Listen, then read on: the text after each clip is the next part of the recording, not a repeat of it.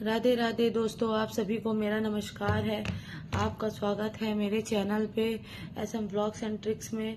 इसमें हम आपको रोज नए नए वीडियो लेकर के आते हैं। अगर आप मेरे इस वीडियो को प्यार देंगे, सपोर्ट देंगे, तो मैं आपके लिए रोज नई नई कहानियां लेकर के आऊंगी। राधे राधे, जय श्री। आप हम आशा करते हैं आप सभी स्वस्थ होंगे, हष्ट पुष्ट होंगे और मस्त होंगे अपने घर में। श्री भगवान जगन्नाथ जी से हम प्रार्थना करते हैं आप सभी लोग, आप सभी का परिवार हष्ट पुष्ट रहे, स्वस्थ रहे। अगर आप मेरी इस वीडियो को प्यार देते हैं और अपना सपोर्ट देते हैं तो हम इसी प्रकार बहुत सारी पौराणिक कहानियां आपके लिए लेकर के आएंगे। तो आज हम आपके लिए कहानी लेकर आए हैं श्री जगन्नाथ जी की कहानी। श्री जगन्नाथ जी की कहानी। आप में से कुछ लोगों को नहीं पता होगा कि श्री जगन्नाथ जी की कहानी क्या है।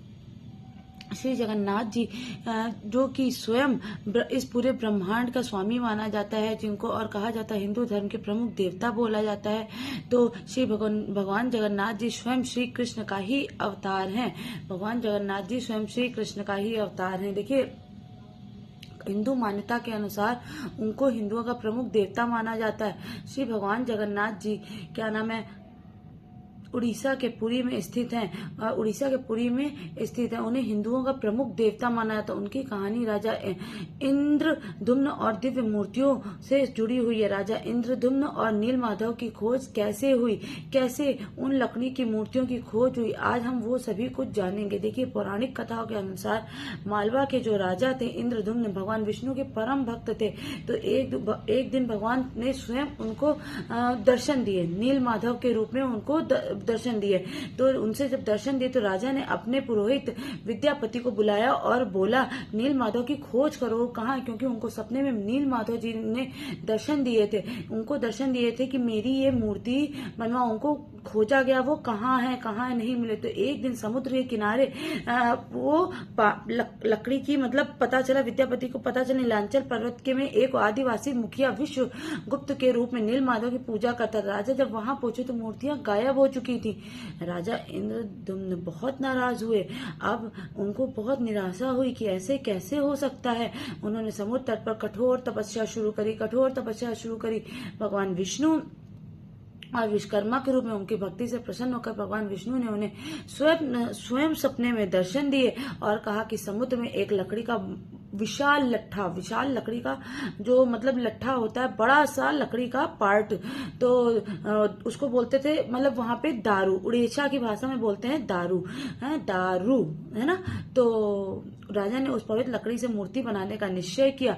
उसी समय एक वृद्ध शिल्पकार स्वयं भगवान विश्वकर्मा वहां आए और शर्त रखी कि देखिए, मैं ये श्री जगन्नाथ जी की मूर्ति एक बंद कमरे में बनाऊंगा। कहाँ बनाऊंगा? एक बंद कमरे में बनाऊंगा। उन्होंने ये शर्त रखी थी। उसके बावजूद जब उन्होंने शर्त रखी थी, उन्होंने बोला था जब मैं मूर्ति बनाऊंगा मतलब वहां कोई नहीं होगा, कोई भी देखेगा नहीं उस मूर्ति को। कोई बात नहीं, वो जो विश्वकर्मा जी थे शिल्पकार, वो अपना उस कमरे में मूर्ति बनाने लगे। बात तय हो गई, वो उस कमरे में मूर्ति बनाने लगे। जब मूर्ति बना रहे थे, जो राजा थे इंद्रद्युम्न, उन्हें और उनकी पत्नी रानी को बहुत जिज्ञासा हुई कि आखिर अंदर कमरे में क्या हो रहा है, आखिर कैसे कोई काम हो रहा है। तो उन्होंने कमरे में झांक लिया।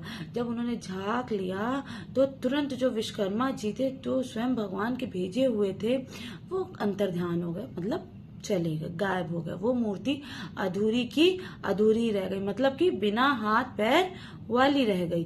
जब वो बिना हाथ पैर वाली रह गई तो ये हुआ कि अब इस मूर्तियों को क्या नाम है, ऐसे ही हम लोग पूजेंगे। तो वहां पे जो मूर्तियां हैं वो बलभद्र के रूप में हैं, सुभद्रा जी के रूप में हैं और क्या नाम उनके श्री जगन्नाथ जी की है ना। तो आज भी इसीलिए वहां पे लकड़ी की इन मूर्तियों की पूजा करी जाती है। बिना हाथ पैर की लकड़ियां हैं। आज आपको पता चला ना कि वो मूर्तियां ऐसी क्यों हैं। वो मूर्तियां इसीलिए हैं क्योंकि वो बीच में मूर्तियां बना रहे थे, उन्होंने झांक लिया, वो अंतर्ध्यान हो गए। ऐसे तो शायद पूरी मूर्ति बन जाए। कहते हैं कि आज भी वहां पे भगवान श्री कृष्ण का दिल, वहां पे एक मतलब मुलायम सा पदार्थ होता है, वो धड़कता रहता है उस रूप में। और हर 9 से 12 साल बाद उन मूर्तियों की डिजाइन बदल दी जाती है। मूर्तियों को बदलने की रस्म है। और कहते हैं वो एक ब्रह्म, उसको बोलते हैं ब्रह्म पदार्थ, वो धड़कता रहता है। कहते हैं इस गुप्त हृदय को नई मूर्ति में स्थानांतरित किया जाता है। जब कहते हैं इस नई मूर्ति को स्थानांतरित किया जाता है तो वहां पर बहुत सिक्योरिटी होती है, पूरा अंधेरा कर दिया था पूरे उस मतलब उड़ीसा को, पूरा उड़ीसा में जहाँ श्री जगन्नाथ भगवान जी पूरा अंधेरा कमरा कर दिया जाता है। जब मूर्ति बदली जाती है एक मूर्ति, तो उस जो पदार्थ को अर्थात श्री कृष्ण जी के धड़कन को दूसरी मूर्तियों में ट्रांसफर किया जाता है, तो वो सब बिल्कुल Z+ सिक्योरिटी में होता है। आज आपको इस कहानी को सुन के कुछ तो समझ में आया हो कि ऐसा क्यों है। और हम लोग अभी जुलाई का पावन महीना चल रहा है, इसी में क्या नाम है रथ यात्रा निकलती है। इसी वजह से हर साल जुलाई के महीने में एक बड़ी धूमधाम से भव्य तरीके से उड़ीसा में श्री जगन्नाथ जी के रथ खींचने की परंपरा चली आ रही है। इस यात्रा में तीनों भाई बहन विशाल रथों में सवार होकर अपनी मौसी के घर गुंडीचा मंदिर जाते हैं। जय जय श्री जगन्नाथ। श्री जगन्नाथ जी की महिमा और उनकी संपूर्ण जीवन लीला और रहस्यों के बारे में जानने के लिए, विस्तार से समझने के लिए आप हमारे वीडियो को प्यार और लाइक दें। राधे राधे। जय श्री जगन्नाथ। जय श्री जगन्नाथ।